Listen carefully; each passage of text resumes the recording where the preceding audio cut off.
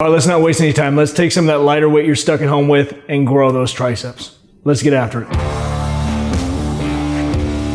So when it comes to using lighter weight with triceps, the same rules apply. You're still trying to put as much stress on that muscle as possible and really maximize the force of gravity through different angles, paths, and really shortening that range of motion to get the most out of the movement. But most people are also going to run into the problem of inflexibility. And if you haven't tried to do a great exercise like an overhead French press, they're not going to be able to get that elbow in the proper position to really take advantage of how good that movement is, and they end up turning it into some weird overhead press that really isn't going to get as much development out of it. And usually it's because they have really overdeveloped shoulders, lats, and they just can't get it back there and they're impinged, or over years of training and life in general, their shoulders are just fucked up. So one of the things we can do if we're trying to do a French press is use our couch as a little bit of a training aid, because it's going to keep that torso nice and tall, but allow you to relax those shoulders over top. So it's easier to put that elbow in that prime position. And then it's just about getting the most out of the movement. And I'm going to do about 4 different things to really maximize this one. The first being that I'm going to hold that elbow in place and do them unilaterally, because I want to be able to focus in and really keep constant tension on that tricep. And I don't want that elbow to flare in any different direction. I want to keep that same path the entire time. The next thing is I'm going to come 3/4 of the way up. I don't want to lose the tension and the force of gravity by locking it out. So it's going to be a 3/4 of the movement. And then the third thing is I'm going to actively flex and extend that wrist. So as I come towards the top, 3/4 of the way up, that wrist is already flexed. And if you've seen any of my other tricep videos, that's how I think you get a more intense contraction, is by flexing that wrist to engage that tricep even more. And the last thing, just as important, is I'm going to actively flex that bicep towards me as I stretch to really get an extreme stretch and then flex all the way through.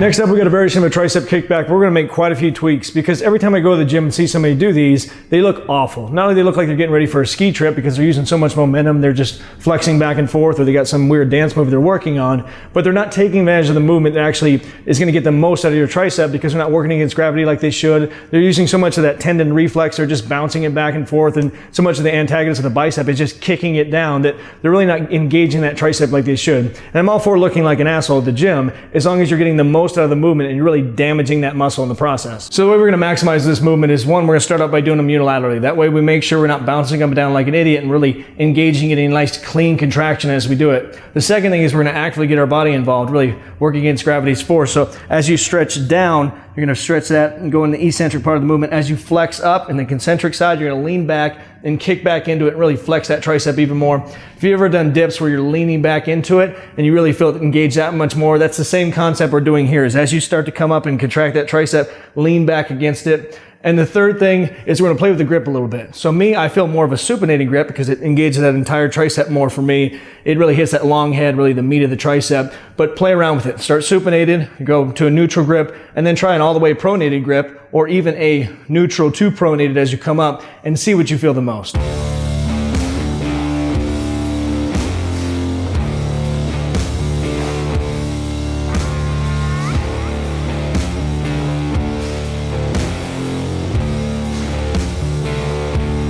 We're going to finish off with a giant set, or tricep, and we're going to break it down and segment it into 3 separate parts. And what that's going to allow us to do is not only hit every head of the tricep, but also segment it down to where we're getting a fully contracted tricep through different portions of the movement. And the reason that's so important is we can dictate and really emphasize what portion of the individual head gets hit. For instance, in the initial movement, you're going to feel the actual origin of that long head really get the most and bulk of that stress, because you're in a fully stretched position to a 1/4 rep. Really all you can do is really start the engagement of that tricep, but you really can't flex all the way down and get a fully contracted muscle. So all that stress goes towards the origin of the actual long head itself. Now in the last move we're going to do is almost fully locked out. We're going to stop short, keep tension on that tricep, but it's a 1/4 rep towards the top. And now you're going to feel that long head engaged, but now it's going to move lower towards the insertion point. So the initial segment is going to be 90 degrees, partial rep, coming up a 1/4 of the way, but still actively flexing that wrist to engage that tricep even more. From there, we're kicking back to 45 degrees, and that way we can get a fully stretched tricep, a full contraction, but also working against the force of gravity. And the last one is straight as you possibly can go, but keeping that shoulder safe. And we're just doing the top 1/4 of the movement, really finishing off that tricep.